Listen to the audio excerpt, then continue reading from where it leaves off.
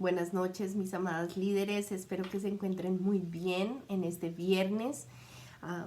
Gracias por su paciencia. Estaba un poquito congestionada en estos días, pero bueno, ya mucho mejor gracias al Señor y confiando que vamos a poder tener un buen tiempo y que esto sea de bendición para esta semana en sus grupos. Seguimos con la parte 2 del atributo La infinitud de Dios. Estamos desde la página 13, vamos a ir hasta la página 20.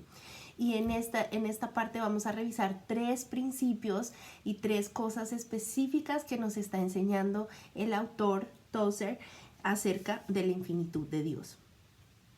Y para dar introducción a esta segunda parte, algo que Dios me ponía a mí era, piensa en un momento donde tú has visto un paisaje o has estado en un lugar que te ha robado el aliento, que tú has estado allí, lo has visto y dices, wow, puedo ver a Dios, puedo ver la infinitud de Dios, puedo ver cuán grande es Él.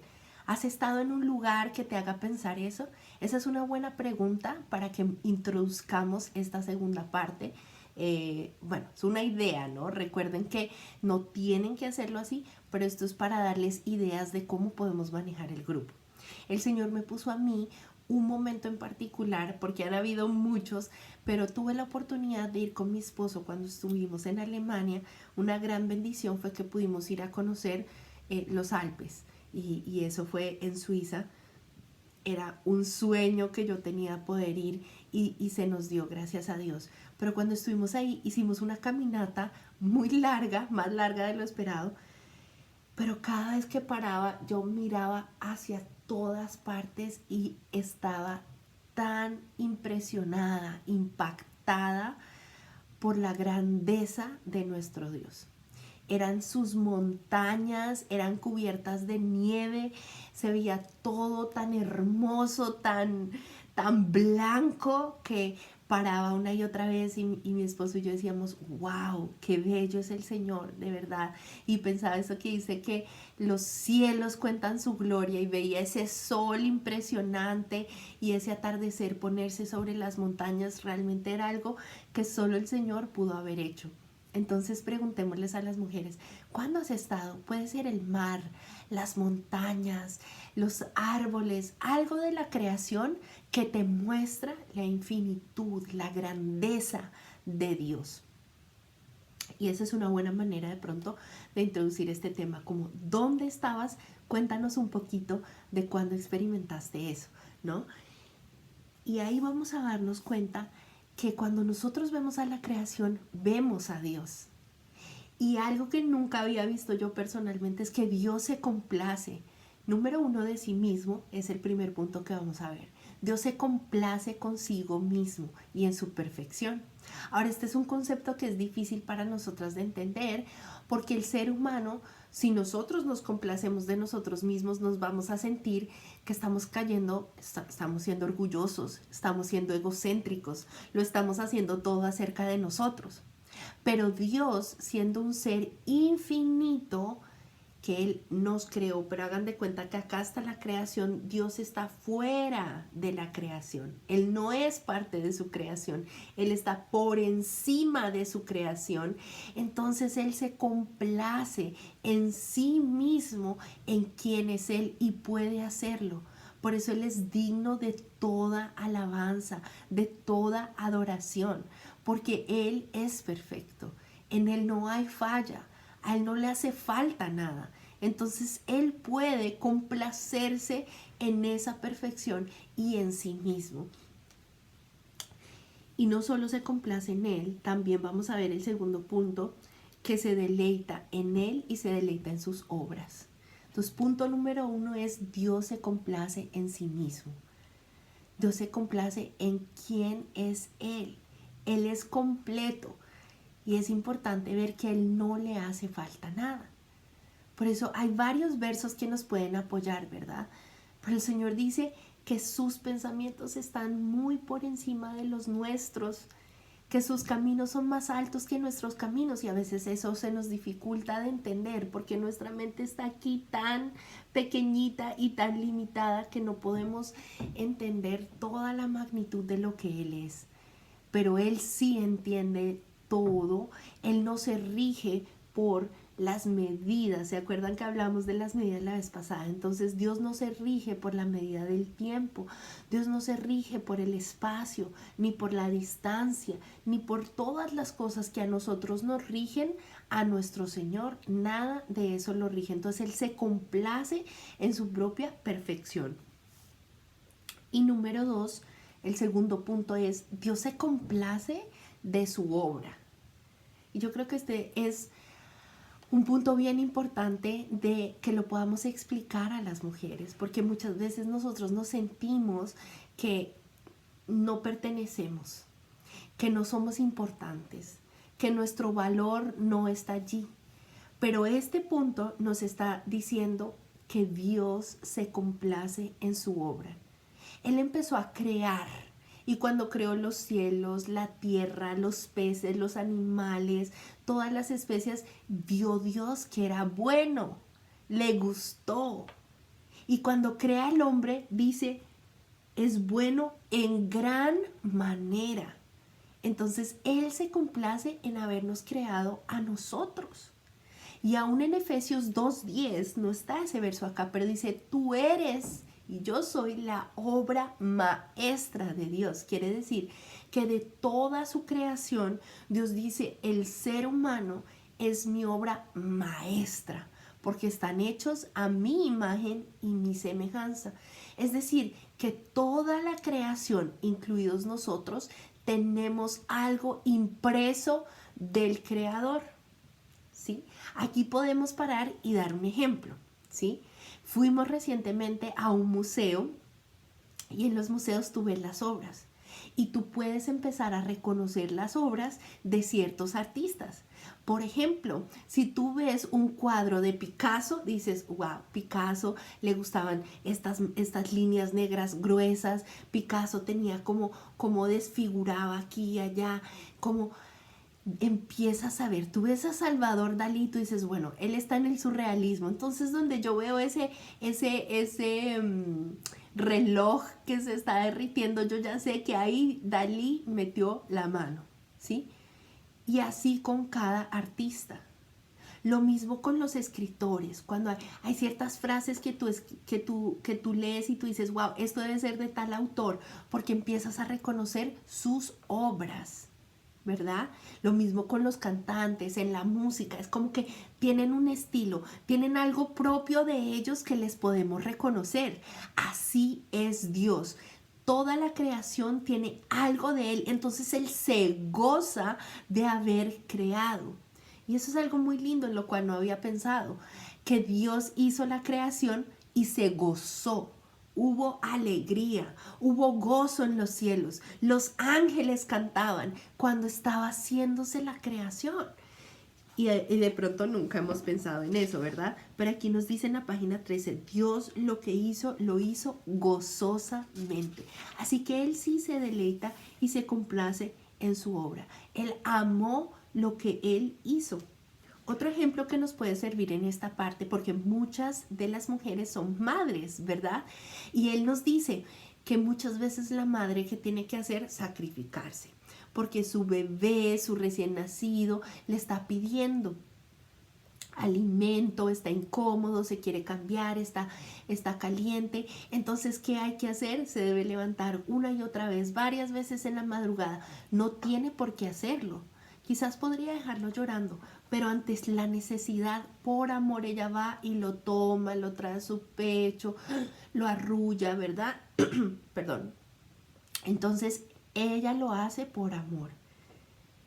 Y entonces Él nos dice, imagínense si una madre o un padre terrenal hacen eso, cuanto más el Padre Celestial que ama su obra, que ama a sus hijos, no lo hará. Entonces Él dice, nuestro Dios buscó la manera de que nosotros nos podamos acercar a Él, un ser tan grande, infinito, el dueño de todo, ¿sí? Él nos dice acá unas descripciones en la página 14. El Dios formidable, eterno, invisible, infinito, sabio, omnisciente Dios. ¿Cómo nos vamos a relacionar con Él? pues ahí es cuando dice, voy a enviar a mi Hijo, la segunda persona de la Trinidad. Y recuerden que en el libro la Trinidad siempre va a ser muy importante, porque de ahí nace todo. Entonces Jesús es la segunda, es el Hijo, es la segunda persona de la Trinidad y es enviado a que se haga hombre. Dice, como ese padre, si ustedes ven a los padres que hacen cuando ven a sus hijos que vienen corriendo hacia ellos, a veces se arrodillan, se agachan, se ponen al nivel de su hijo para poderle abrazar. Entonces lo que Dios hace es eso, dice, voy a ponerme al nivel, voy a acercarme a ellos y voy a enviar a mi Hijo para que Él sea el Salvador y Él sea el camino que puede acercarles a mí. Entonces Jesús se vuelve ese puente, ¿verdad? Y Mateo 11:25 vemos que el Padre se deleita en el Hijo, porque dice, este es mi Hijo amado en quien tengo complacencia. Entonces vemos que, punto número 1, Dios se complace en sí mismo. Punto número 2, Dios se complace en su obra, en su creación, todo lo que ha sido por Él creado. Y que Él, no solamente eso, sino que envía a su Hijo Jesús para que nosotros tengamos cómo acercarnos a Él. Por eso dice que Jesús, hecho hombre, o sea, se encarnó, hecho hombre, viene a nosotros y entonces se pone al mismo nivel de nosotros, siendo Dios, para que nosotros podamos relacionarnos con Él. Y es donde le empieza a enseñar, donde toma a sus discípulos, donde paga la cruz. Y qué lindo que estamos viendo eso hoy, justamente, que es viernes de crucifixión. Él ha sido enviado, pero a veces pensamos que esto fue lo peor, pero Dios lo hizo y lo hizo gozosamente, sabiendo que esto era para que su obra se pudiera acercar a Él, sabiendo que no había otra manera. ¿Por qué no había otra manera de acercarnos a Dios? Vamos a leer, no está acá en el libro, pero quise complementar con 1 de Timoteo 6:16 y les leo la Nueva Traducción Viviente.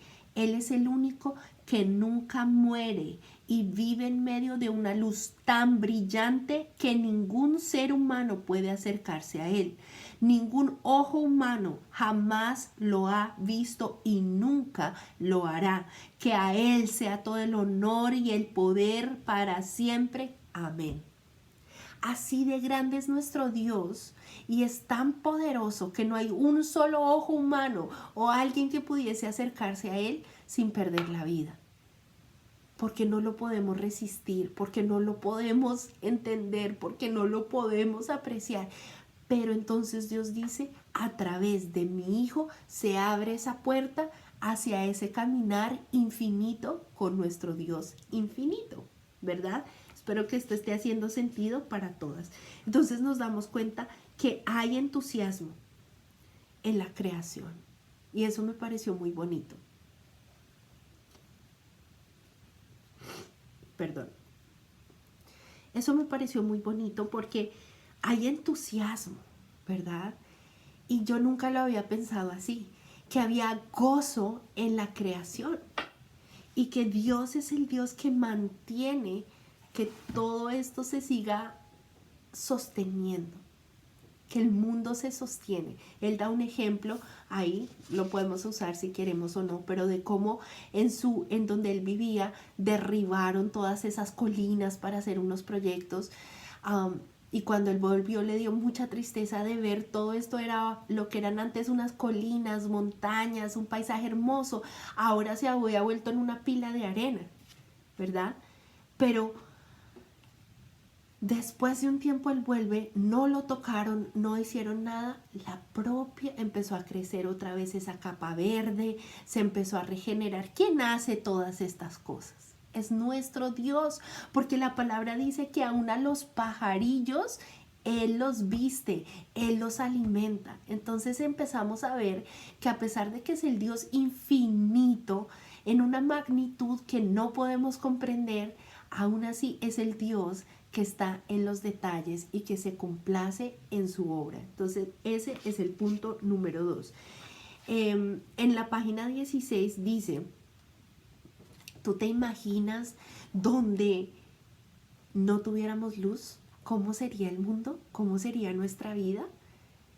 Entonces empezamos a dar cuenta que Dios hizo la luz con un propósito y que todo lo que Él hizo también era para enseñarnos muchas cosas, no solo para que lo podamos ver a Él, pero para que nos podamos relacionar con Él. Y nos damos cuenta, Él hizo el color, Él hizo todo. Qué lindo que un ejercicio que debemos hacer es en esta semana que salgamos, y yo les voy a poner este reto, que me manden una foto. Todas vamos a compartir una foto de algo ahí afuera, en la naturaleza, en lo que yo veo que me muestre a Dios. ¿Sí?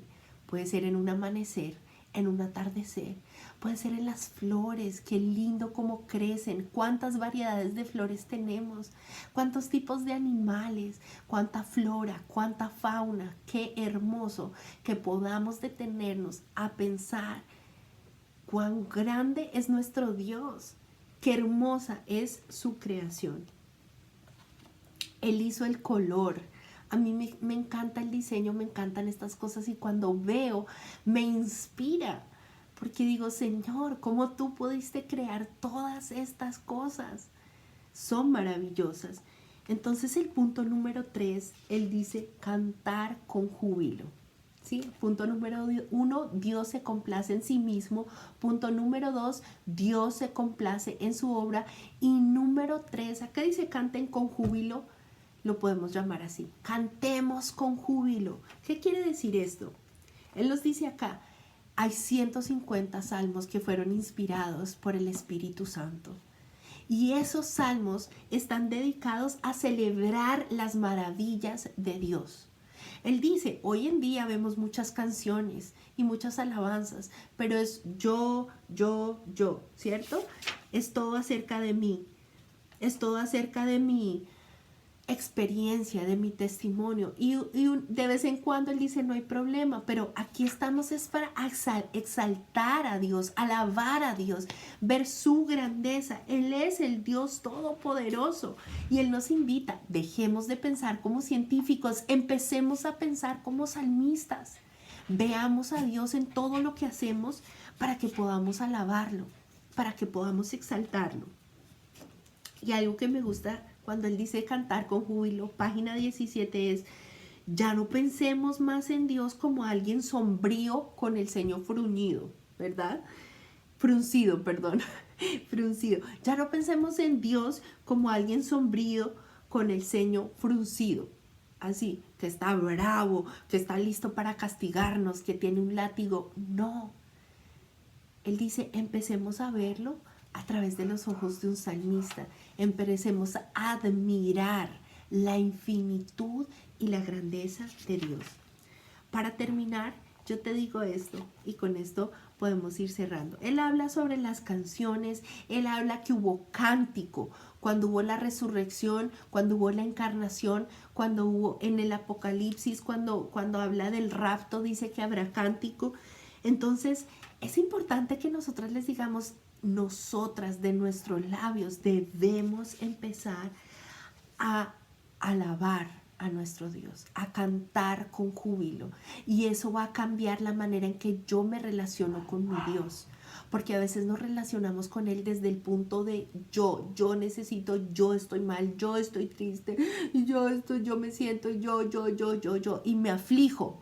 Pero cuando yo empiezo a orar y empiezo a exaltar, Señor, tú eres Dios, tú eres digno, tú eres grande, tú eres infinito, wow, empieza a cambiar aún mi corazón, porque empiezo a exaltar a ese Dios que es más grande que mi circunstancia.